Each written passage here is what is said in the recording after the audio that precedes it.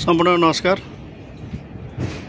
आजको मौसम हेर्नुहोस् साथीहरु, हङकङको मौसम यस्तो छ। हजुर, हङकङको मौसम यस्तो छ साथीहरु। खै भोलि टाइफुन आउँछ रे, टाइफुन 3 आउँछ रे भनेर चाहिँ हल्ला गरिरहेको छ।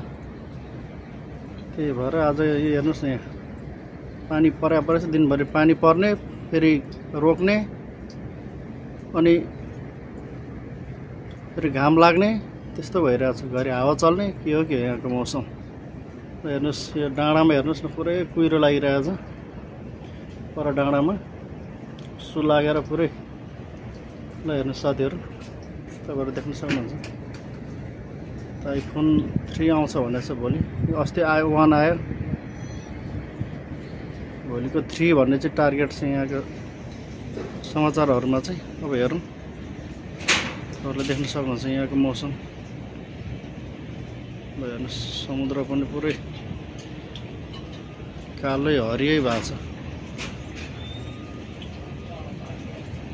टाइफुन आउँछ होला सायद भन्ने चाहिँ कुरो भइरहेको छ है साथीहरु।